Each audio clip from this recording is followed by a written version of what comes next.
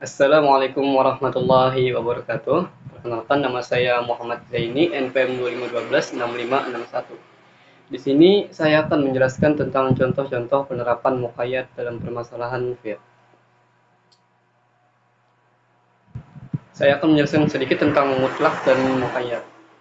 Mutlak adalah lafaz yang menunjukkan suatu hakikat tanpa batasan atau qayyid. Sementara muqayyad adalah lafaz yang menunjukkan suatu hakikat dengan batasan tertentu yang mempersempit maknanya.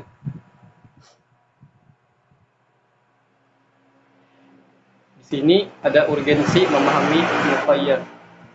Tanpa pemahaman komprehensif mengenai taykid al-mutlak, terdapat resiko kesalahan dalam pengambilan hukum istinbat al-ahkam, terutama ketika dua naskah tampak bertentangan namun sebenarnya saling melengkapi melalui batasan, sifat, jumlah, ataupun syarat tertentu. Definisi dan karakteristik muqayyad. Muqayyad secara bahasa yang berarti yang terikat. Dalam istilah usuliyin, ia adalah lafaz yang menunjukkan sebuah satuan dalam jenisnya dengan batasan yang memperkecil cakupannya. Contoh, kata raqabah atau hamba sahaya bersifat mutlak. Jika ditambah sifat mukminah yang beriman, maka ia menjadi muqayyad. Ada 4 kondisi hubungan mutlak dan muqayyad. Yang pertama ada sebab dan hukumnya yang sama. Yang mutlak wajib dibawa ke yang muqayyad. Kedua, ada sebab berbeda tetapi hukumnya sama. Mayoritas ulama Syafi'iyah yang mutlak tetap dibawa ke muqayyad. Ketiga, ada sebab sama tetapi hukumnya berbeda. Masing-masing berdiri sesuai dengan teksnya.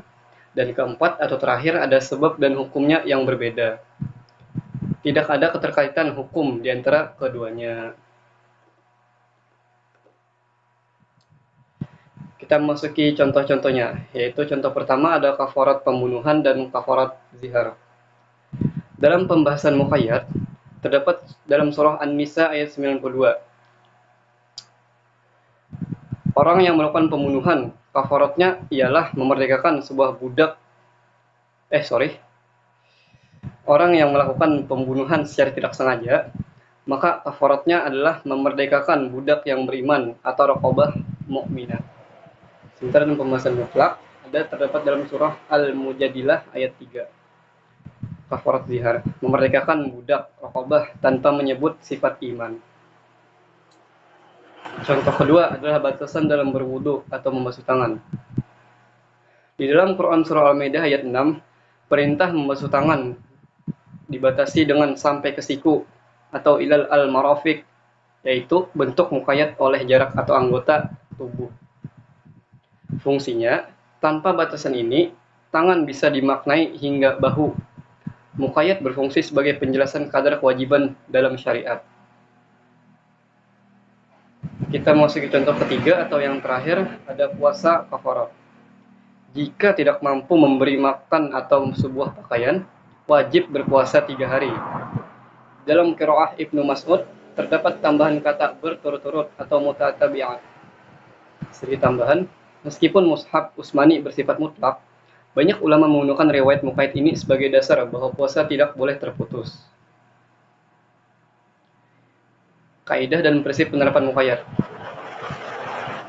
Seperti gambar yang tertera, batasan atau qayyid berfungsi memberikan spesifikasi hukum agar maksud syar'i dapat dijalankan dengan tepat sesuai konteks yang diinginkan.